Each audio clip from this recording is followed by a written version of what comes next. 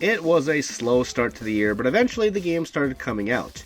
I had a blast with big budgeted titles like Prince of Persia, The Lost Crown, Palworld, and I am currently making my way through Like a Dragon, Infinite Wealth. But, as always, there were some smaller releases you probably missed from January. Let's begin with AdventureQuest 8-Bit, Dungeons, and DoomKnights, which looked like it could be cool, and a funny parody of The Legend of Zelda and other old-school NES games. It certainly tries to make its constant jokes work, but they miss more than hit for me. It kind of felt like the overindulgences of a film like Scary Movie, wherein the references were non-stop. In AdventureQuest's case, the references were a little bit outdated and overplayed, that I wondered if that was the point. Is this game's troubled humor a bit that I am not getting?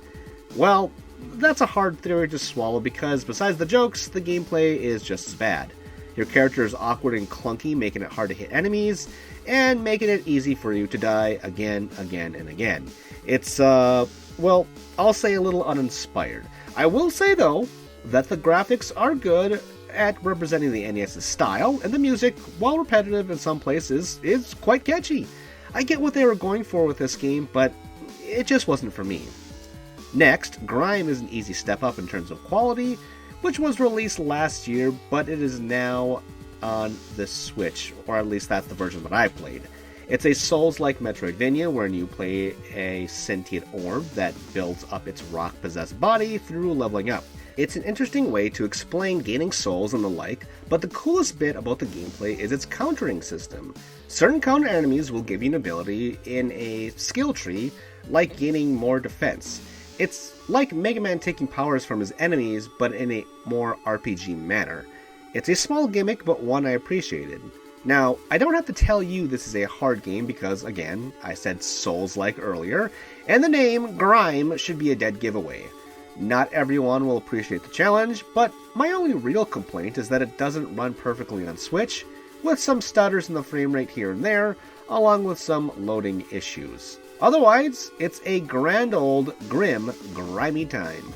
Let's move on to Anomaly Agent, which is a 2D action platformer starring an agent of a group that investigates paranormal crimes around this futuristic society.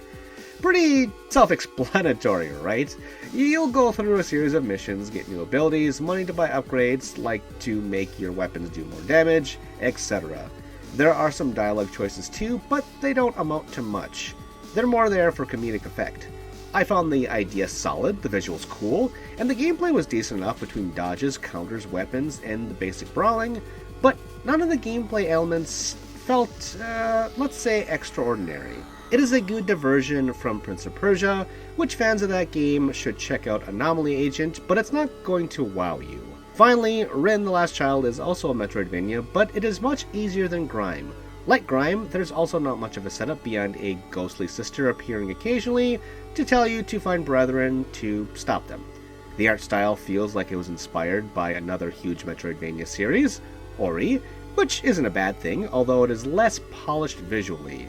The platforming is solid, and I appreciate that it is more important than the combat, but I did enjoy the combat system, as you had to find runes throughout the game and then combine them into spells. It ranges from melee attacks to projectiles, and you can even mod them to do things like explode upon impact. While good, like Anomaly Agent, I felt like Rin the Last Child was lacking a spark to really hook me in. And that's it! Mostly a good crop of hidden gems this month, which you may or may not appreciate more than I did. You can find additional notes below, as always, but I'm out of here, so thank you once more for watching.